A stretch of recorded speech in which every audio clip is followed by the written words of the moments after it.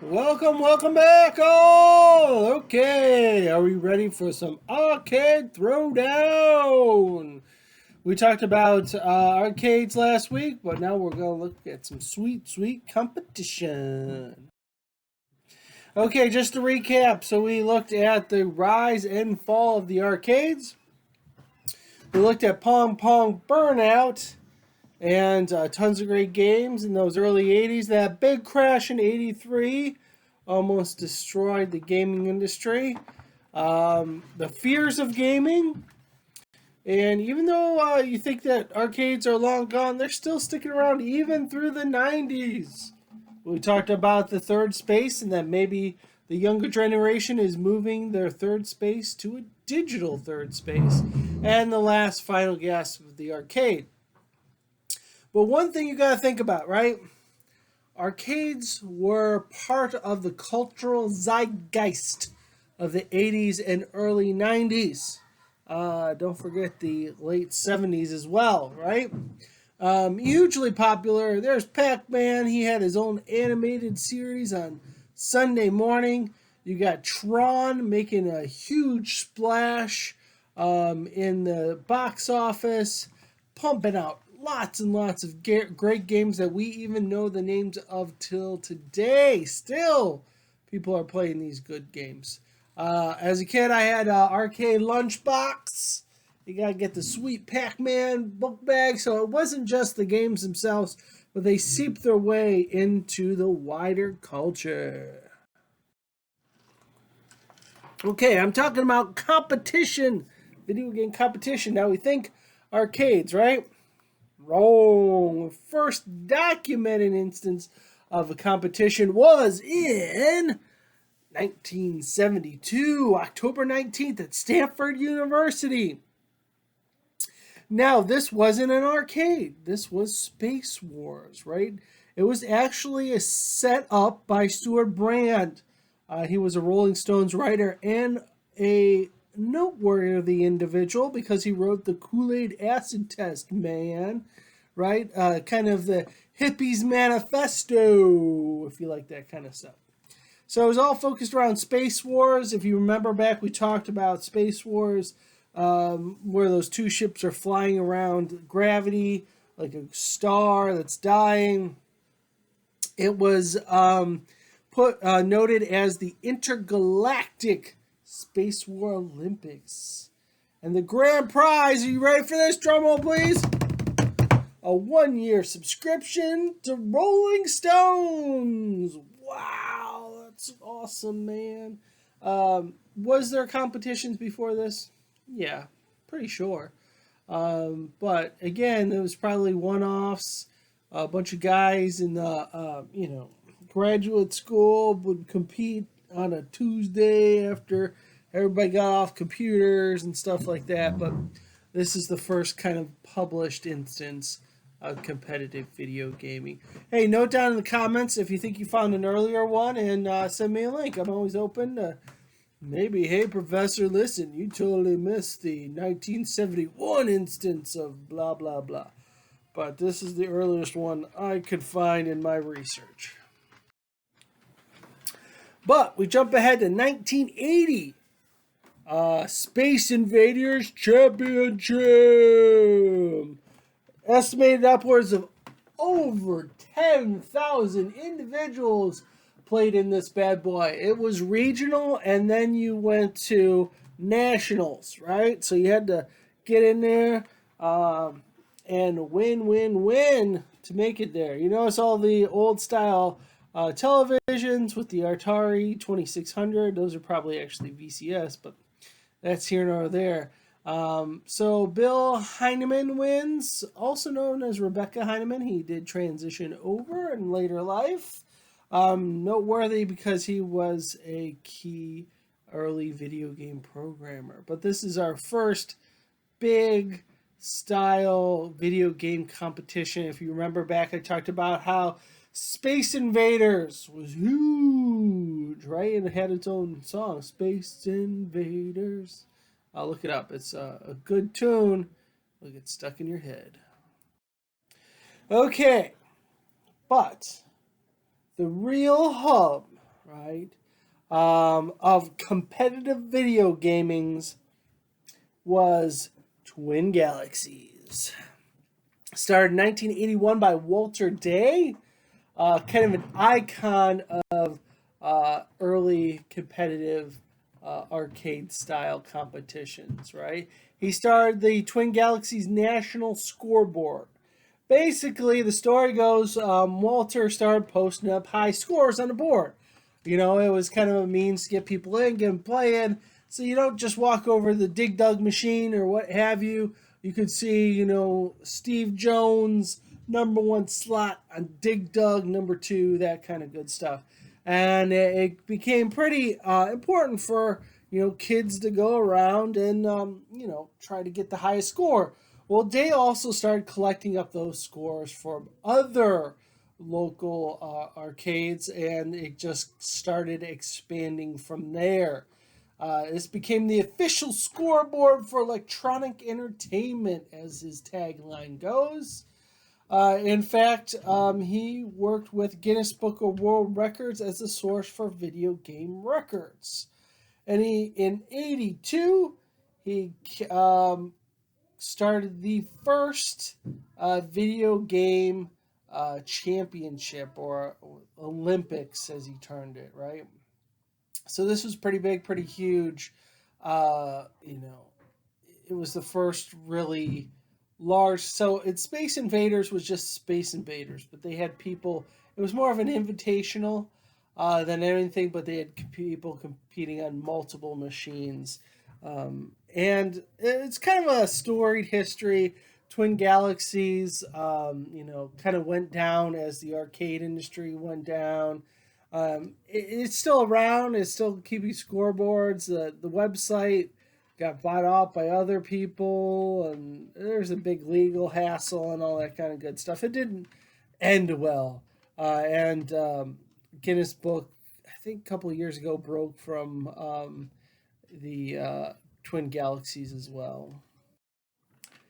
Also, another form of competition was the sweet Activision patches, right? So you sew these bad boys on your cool jean jacket, man, right? And show how wickedly awesome you are at some random Activision game on Atari. So you take a picture of yourself with the ye old Polaroid and send that bad boy in and get yourself a patch. At this moment, our stage looks like a video arcade, and there's a reason. Okay. Tonight, we're hosting the So I'm going to talk over this a little bit. Incredible video game but basically, this is kind of the first instance of a televised video game competition. And this is in coordination with Walter Day. You can go ahead and see, there it is. It's video game tournament Iowa, right, with Twin Galaxies. That an important event demands. Oh, so important.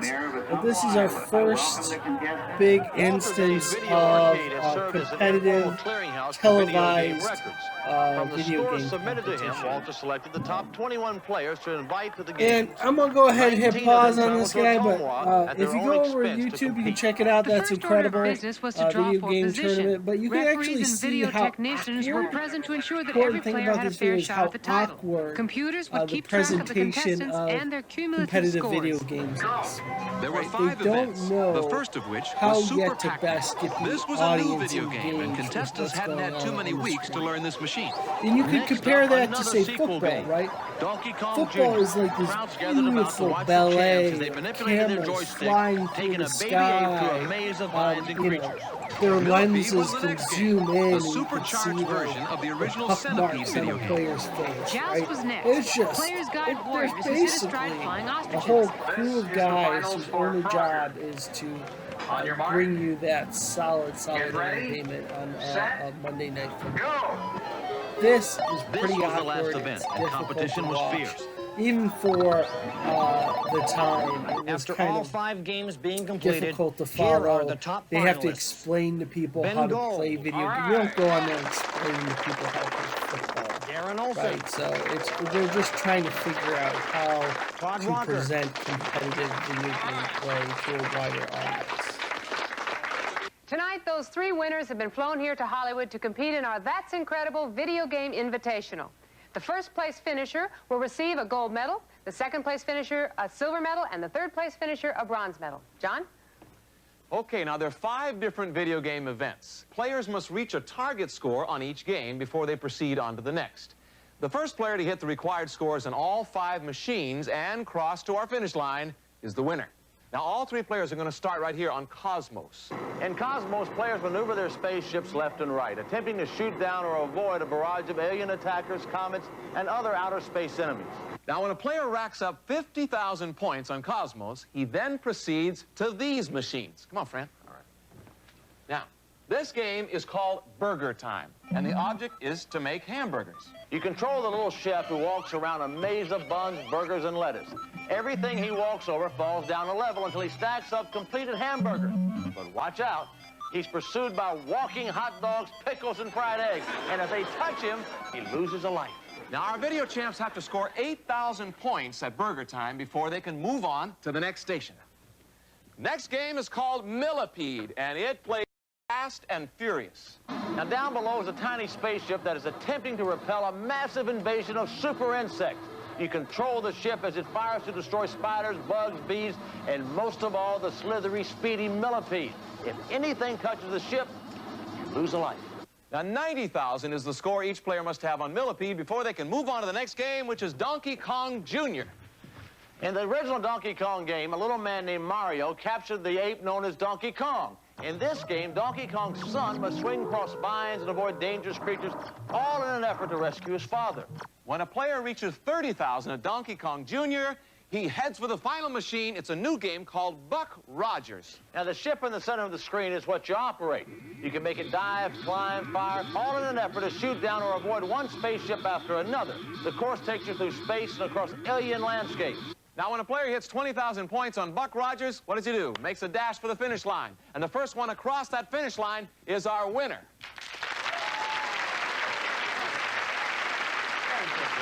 Those are the games, and here are our video game champions. Which one will walk away with the gold? We'll find out right after this.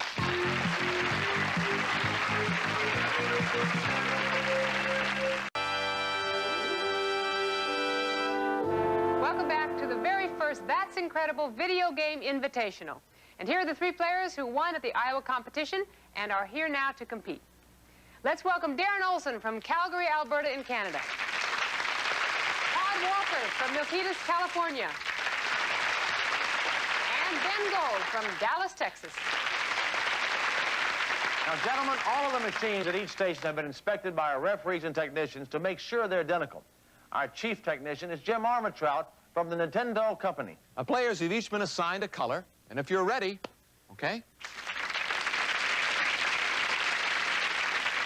On your mark, get set, go! At 16, Ben is the youngest competitor, blasting his way toward the 50,000-point goal on Cosmos. Darren is 19, and he works full-time as the manager of a video game arcade. Todd is a computer science major at San Jose State University. He's also 19. Ben has taken an early lead, but there's still a long way to go to the finish. Darren's an accomplished outer space sharpshooter and gaining fast. He picks up some bonus fuel and more ammo to repel the meteor attack. The play is fast and furious and will continue at this pace throughout these selected highlights of the competition. Todd's not having an easy time repelling the onslaught. He's about 20,000 points behind Darren and Ben, who are quickly shooting toward the 50,000-point goal. Ben hits it first and races for the Burger Time game. Darren is now only 1,000 points away. He gets it. Todd has suddenly come on strong, and now he's off for Burger Time, too. The goal is only 8,000 points, so Ben employs a clever fast score strategy. He lures 3 enemy hot dogs and an egg toward the chef called Peter Pepper. Just before the pursuers pounce on Peter, he pushes the pepper button. That traps them on a burger bun and brings them to the bottom for a fast 4,000 points. Darren used a similar ploy. He peppers 3 hot dogs and an egg, walks over them with a chef, and sends them down to the tray for 4,000 points of his own. Todd is right in there with the same technique. He piles on the pepper and sends down a bun covered with hot dogs and an egg for his 4,000 points. Ben's more than halfway to his scoring goal, and Darren in the yellow shirt is very close behind, luring in hot dogs for a quick kill. Todd's about to make a costly mistake. He peppers in the wrong direction and loses a chef. Meanwhile, Ben gets the 4,000 point score he needs. He's past the 8,000 point goal and heads for game 3, millipede. But Darren is hot on his heels. A quick walkover maneuver by his chef will give him the points he needs to also begin the millipede game. Ben is already nearly 7,000 points ahead, but each player must score a whopping 90,000 points at millipede. Todd's still battling at burger time, but he only needs 800 points. That walkover by his chef will give it to him and take him to millipede. Millipede is an all-out war against a horde of invading super insects that include spiders, dragonflies, mosquitoes, bees, and of course, the long, slithery millipede. Ben, the leader, just lost a life to a millipede head, and now suddenly Darren is in the lead. He blasts away at the mushroom blockade for cleaner shots at the bugs. 14,000 points behind, Todd suffers another setback. He's bitten by a spider. Meanwhile, Ben has launched an extermination barrage that puts him back in the lead. Darren, who briefly had the lead, is now more than 10,000 points behind Ben. Todd is more than 20,000 behind, but he's hit a DDT bomb, and he's gunning for the millipede. More than halfway to his goal, Ben fights off a gigantic mosquito attack. Now comes a swarm of bees, and Ben gets stung. Quickly, he checks Darren's score. Darren is still about 10,000 behind as he takes on a double-barreled attack of dragonflies and bees. Todd has fallen even farther behind, and he takes a sting from a spider. With less than 15,000 points to go for the goal of 90,000, Ben demonstrates the extraordinary marksmanship that has put him in the lead. Todd's still in there fighting. He gets an inch more, but then his nemesis, the spider, strikes again. Darren is keeping his pace behind Ben, and now he blasts a millipede for a quick 600 points. Ben has less than 1,500 points left to go. He blasts the millipede, then a spider to put him over the top and on to Donkey Kong Jr. Todd has more than 30,000 points left to score, but he seems undaunted as he takes on a swarm of dragonflies. Darren keeps playing strongly and consistently. He shoots apart a millipede to put him over the top.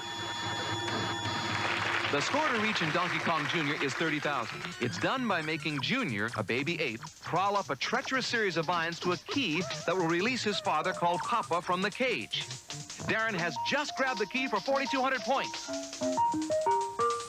Meanwhile, Todd is about to reach the goal for millipede. He does it and joins the others at Donkey Kong Jr. Darren is playing extremely well and is now only 3,500 points behind Ben. He's already on his second screen, which involves carrying 8 keys up the vines and placing them into slots. On his final key, he's grabbed by a deadly nitpicker and falls down. Ben's still in the lead as he raises 2 keys through a flock of nitpickers to release Papa. This is a happy moment worth 3,000 points. Junior caught Papa, and Papa kicks the evil Mario temporarily out of the picture. Todd is still way behind, but he's not giving up. He just grabbed a bunch of bananas for 400 points. He jumps a Snapjaw for a quick 100, goes up a vine for more fruit, and then proceeds to capture the key for 3,800 points. Not bad.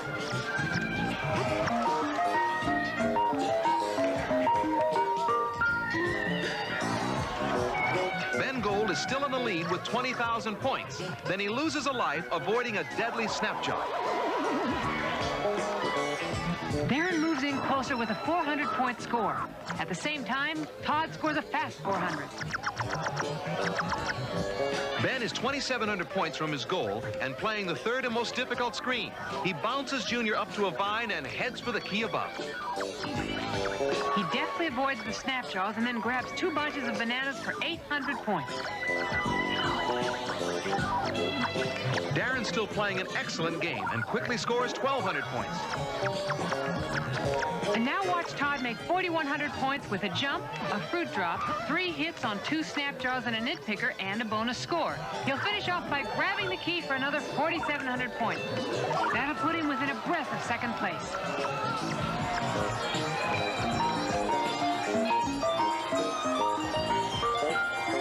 this match is becoming a very close contest. Ben needs 1,500 points and is going for the key that will put him well over. Darren gets 100 for a jump and then grabs for the key worth 5,200 points. He gets it. At the same time, Ben captures the key for 4,100 points. It's going to be a real race, and in the home stretch, it's literally neck and neck for the final game. Buck Rogers. Buck Rogers is a wide-open, three-dimensional shoot-'em-up in which you blast away at everything while avoiding a variety of deadly obstacles. It's faster and more intense than Donkey Kong Jr., and Todd has just made the points needed to take him out of the jungle and into outer space. He has to wait for the score to register before he begins Buck Rogers. Ben has been leading for most of the competition, but he's now about 200 points behind Darren. Todd is now only about 4,000 points behind the leader, and he's moving fast. Darren is more intense than ever. In this game, one mistake can mean disaster. Ben has regained the lead, then he crashes. He's only 700 points ahead. Todd is coming up fast, gliding easily through the dangerous pylons. In Buck Rogers, the scoring is fast and constant. You make points just for staying in the air, but you can quickly build your score by blasting away the rockets, saucers, and alien creatures that stream into your path on the 6 different environments you fly through. Todd is still in third place, but consistently gaining. Ben is narrowly hanging on to the lead. Darren is close behind, and remember the goal is 20,000. Ben is now less than 2,500 points away from victory. Todd's still fighting hard to catch the others. Less than 600 points to go for Ben. He's got it. Now it's a duel for second place. Todd's gaining fast. He's barely 600 points behind Darren. Darren's still going strong. Each player is shooting everything in sight. Every single point now is crucial.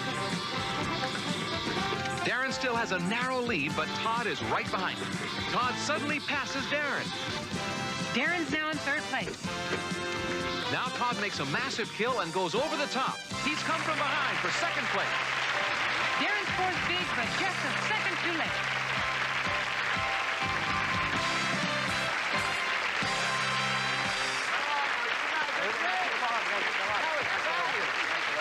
Congratulations. All right.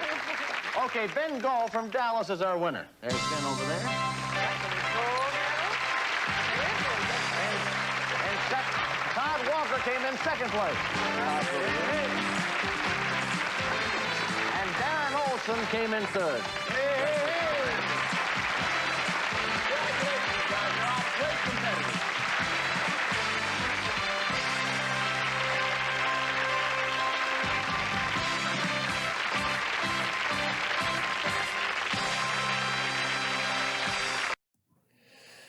If you like this kind of stuff, I'd recommend Chasing Ghosts. If you want a solid look at early competitive video gaming, I presented this one to my students, and honestly, they thought it was kind of boring. I liked it because, I like this kind of stuff. We'll actually talk about more of an exciting one a little bit later. But Chasing Ghost isn't a bad look at early arcade competitions. These are your first pros. Look at them. They're like the pinnacle of a human athlete, right? 83, you have the start of the Electronic Circus. You had 15 world record holders that were paid to kind of show off their skills. The Electronic Circus was supposed to be a year-long project. It was kind of a cluster F, if you'd say. But it failed within the week. But the big but here is that they gave you our first contract video game players, right? You think, oh, esports is so new. These guys are getting so much money. I mean, they weren't paid much but anything, but back in 83, you have your first professional athletes who were paid to play video games. Out of the ashes of the Electronic Circus, Dave puts together the United States video game team in 83. And it tours the country with a truck full of video games and just showing off their skills and teaching kids. It kind of died out in '83, so it lasted about 5 years. It had a good run. They were supposed to start doing international stuff, but that never kind of came to fruition. But I mean, it was the first real like touring professional video games that you could go, head down. We're in Ohio, so head down to Columbus and see the National Video Game Team. You can imagine that on the nightly news. And something you kind of need to know about these early video games, you didn't defeat them, right? You didn't play against head-to-head against someone else. It was your high score, right? And your high score ran out. You lost after this. These are the kill screens that would kind of pop up. Was this on purpose? Not really. If you think about it, video games were only really meant to be played for 3 to 5 minutes, maybe 10 minutes at most. And the idea is you turn over that machine to the next player because they get harder and harder and more brutal as you go on. But you have these rare instances of human beings that are capable of getting all the way through, this whole thing, and you would get to these kill screens where basically the computer memory ran out, right? You play and you play and you play and you play, and there's just too much information for the computer to hold, so it kind of glitches out. And in the Donkey Kong kill screen, Mario is able to run for a few seconds and then he dies. Nothing hits you, but he just kind of automatically dies. So there is no real end to these games. They just kind of basically run out of memory. Okay, guys, but this is where the competition changed. I kind of talked about this in my last video a little bit. You have Street Fighter that kind of comes out, makes a big splash. Street Fighter 2 was even a bigger hit, right? But this is the first time where you get to play head-to-head versus just playing against a high score, right? So this, as you can imagine, is much more exciting. It's not to say that saying, high quality, skilled arcader go to head with Donkey Kong isn't cool to watch. But this is awesome to watch, right? You can see two really skilled people going head to head against each other. And again, this is the first esports. What I would consider the first esports was the competitions around Street Fighter. This fighting game, esports, kind of has a different culture than, say, League of Legends or any other, because it's been around so long. It's been through a lot of ups and downs. But I would say this is probably your first instance of what is still a current esport. And though I mentioned this before, and oftentimes I have my class watch King of Kong, a fistful of quarters. Really solid documentary, right? And if you look at Dinklage's character, that he was actually supposedly modeled off of Billy over there. But you have the kind of the titan of the industry versus the newcomer, and you get a look at the culture around esports. And honestly, if you follow any of this, it's kind of crazy, the ups and downs. Supposedly our anti-hero Billy over there sent in fake tapes that was on an emulator. They're not fake, he really did it, but it was on an emulator, and it wasn't on a true arcade machine, and that's kind of breaking the rules. And he lost all his titles, but he lost his title through Guinness, because Guinness Book of World Records was also going off of what the Twin Galaxies was doing.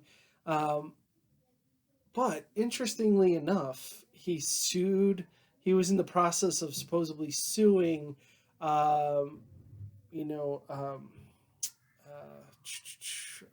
Guinness Book of World Records, sorry about that. And lo and behold, Guinness gave his titles back. Not Twin Galaxies, though. So it's like a roller coaster even after you finish the movie and then type it in. It's kind of crazy, but I would really highly recommend if you want like a really good, engaging look at competitions that still occur. Right, people are still playing video games competitively, and I just love in the video where the kid's screaming "Wipe my butt" as a dad that hit right here at home. That was just so funny, but an excellent movie to watch.